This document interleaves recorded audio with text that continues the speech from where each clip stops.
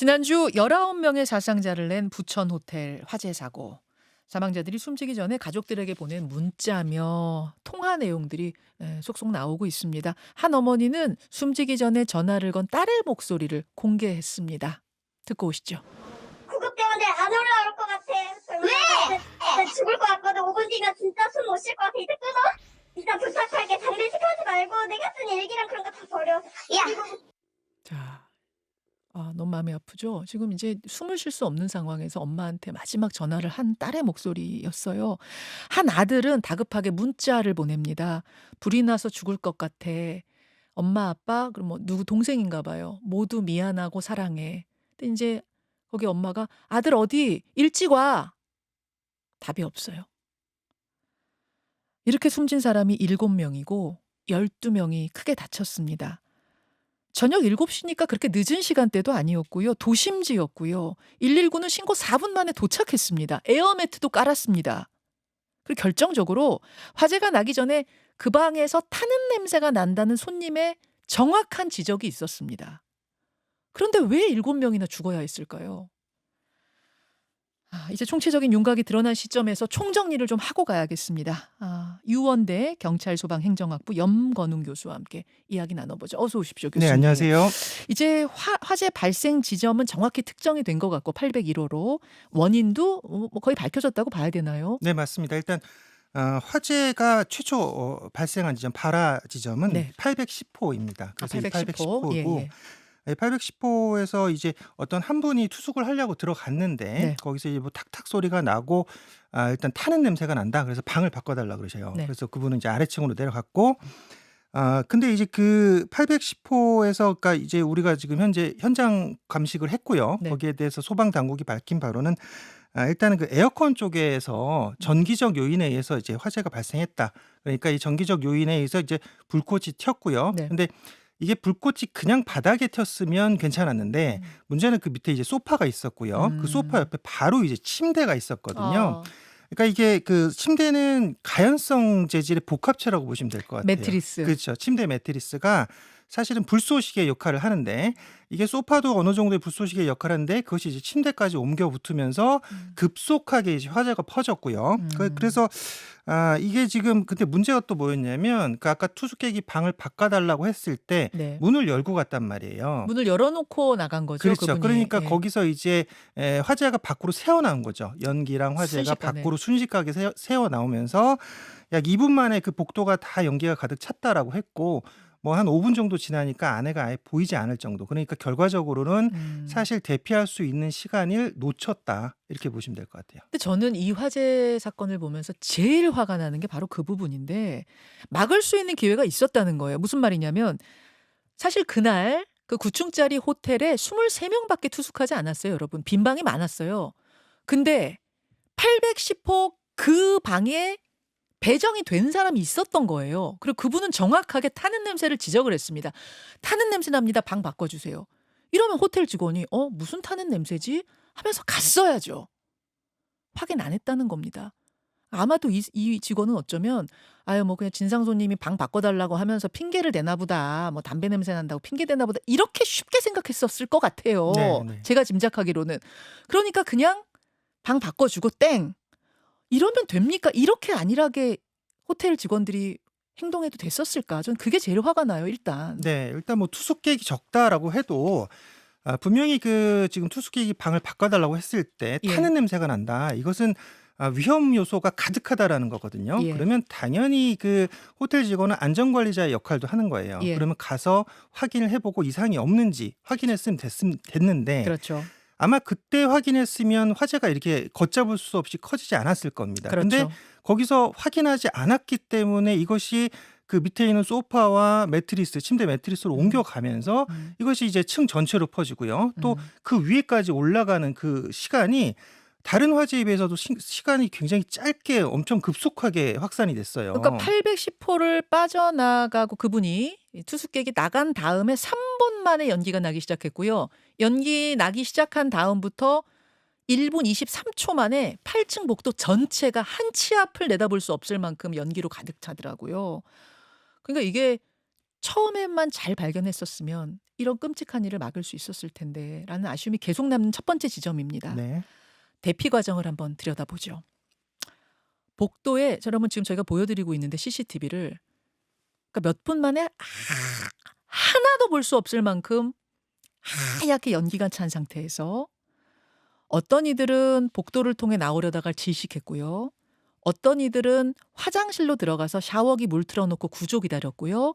어떤 이들은 창문을 열고 뛰어내리는 쪽을 택합니다. 이렇게 지금 판단이 엇갈렸거든요. 하나하나 보겠습니다. 먼저 연기가 조금 전 보셨던 것처럼 가득한 상태에서 밖으로 나왔던 분들.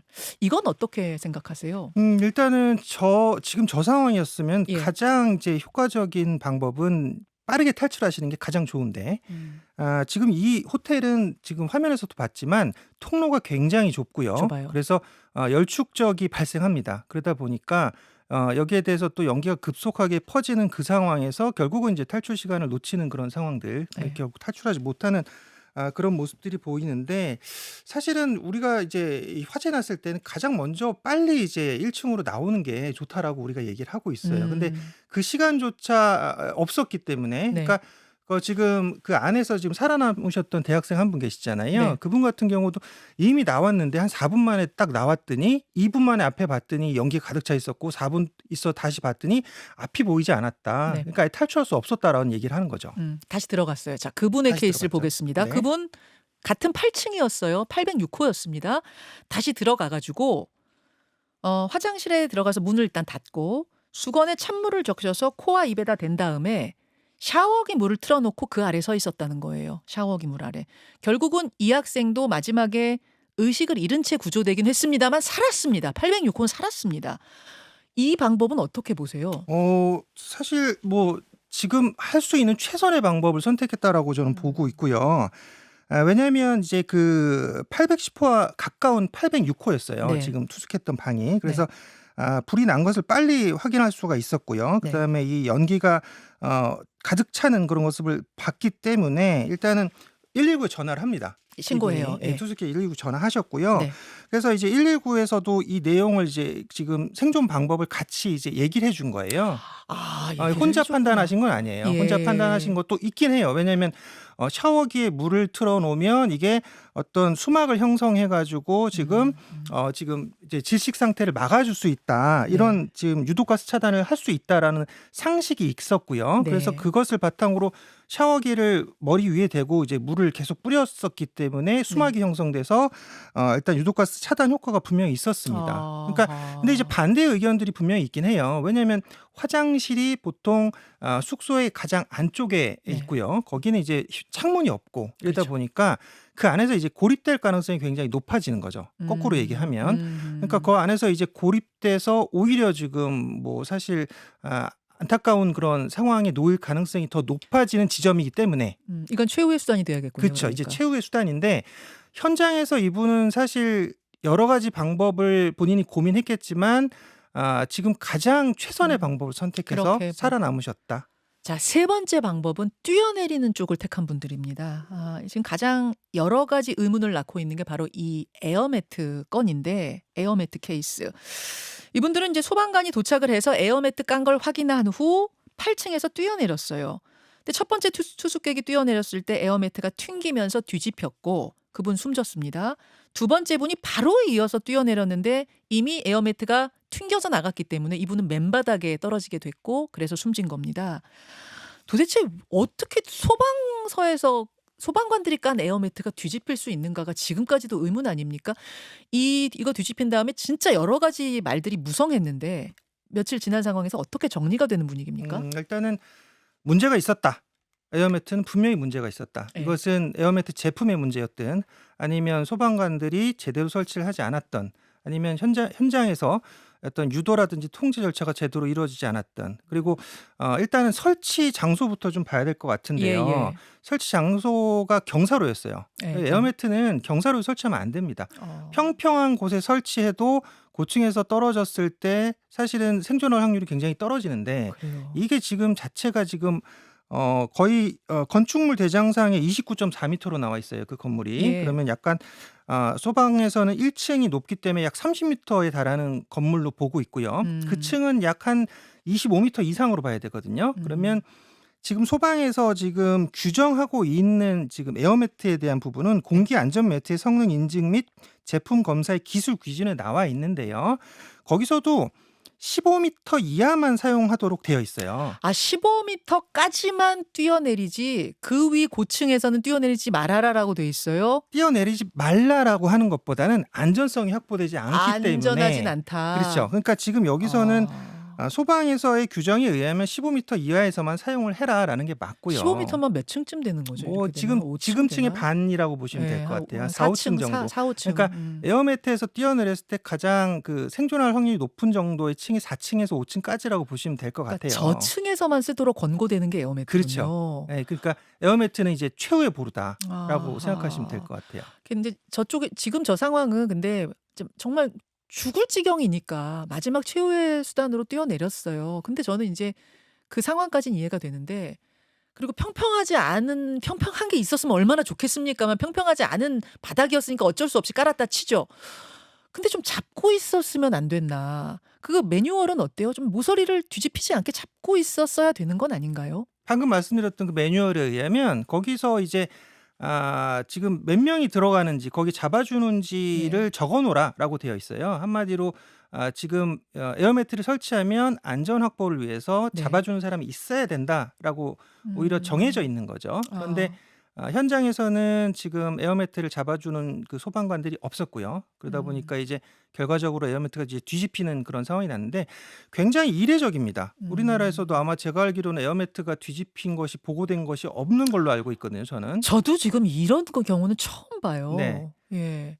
이게 혹시 너무 팽팽하게 공기를 주입해서 뒤집혔거나 그럴 가능성도 있나요? 가능성도 있지만 근데 에어매트가 부푼 것을 보면 하단이 좀 많이 부풀어 있고 지금 그 에어매트 자체가 불량일 가능성이 높은 게 왜냐하면 이게 연한이 지금 7년짜리거든요. 이게 지금 근데 사용 연한이. 재사용 심의를 거쳐서 그렇죠. 통과가 된 거긴 하거든요.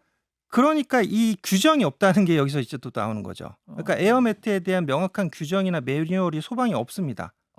그러다 보니까 지금 그냥 7년짜리로 네. 그러니까 그 제품의 사용 기간이 7년까지가 안전이 보장된다는 얘기예요. 아하. 근데 이것을 지금 재사용 심의를 해서 18년을 사용했다. 예. 2배 이상을 사용했거든요. 예. 그러면 고무의 탄성이 당연히 줄어들 것이고 또 이제 공기가 주입됐을 때 이제 평평하게 주입되지 않았을 가능성 또는 빠질 가능성까지 다 존재한다는 얘기예요. 그러니까 에어매트의 불량일 가능성도 충분히 존재하는 상황이었다라고 볼 수 있죠. 그 많은 분들이 궁금해하시는 게 이제 튕겨지기 전에 맨 처음에 깔았을 때 119 부천 소방서라는 글씨가 거꾸로 돼 있었어요. 그러니까 뭐냐면은 윗면과 아랫면이 거꾸로 설치가 돼 있었는데 이것도 혹시 문제가 되진 않겠는가 궁금들 하시는데 어떻습니까? 그러니까 에어매트를 정상적으로 설치했다라고 소방에서는 밝혔거든요. 근데 거꾸로 글씨가 뒤집혀서 또 이게 설치가 됐다? 그러니까 당연히 이게 에어매트가 뒤집힌 거 아니냐라고 지금 많은 분들이 이야기할 수밖에 애초에 없는 설치 부분이에요. 때부터. 근데 그 사진이 아마 뭐 그럴 수도 있죠. 만약에 지금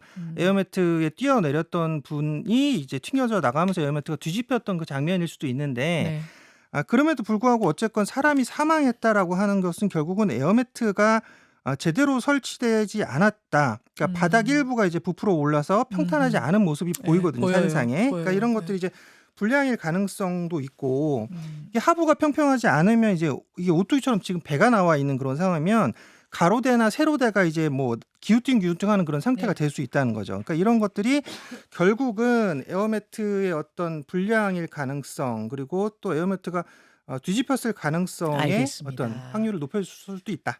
여기까지 총정리해봤습니다. 염건웅 교수님 고맙습니다. 김현정의 뉴스쇼는 시청자 여러분의 참여를 기다립니다. 구독과 좋아요, 댓글 잊지 않으셨죠? 알림 설정을 해두시면 평일 아침 7시 10분 실시간 라이브도 참여하실 수 있습니다.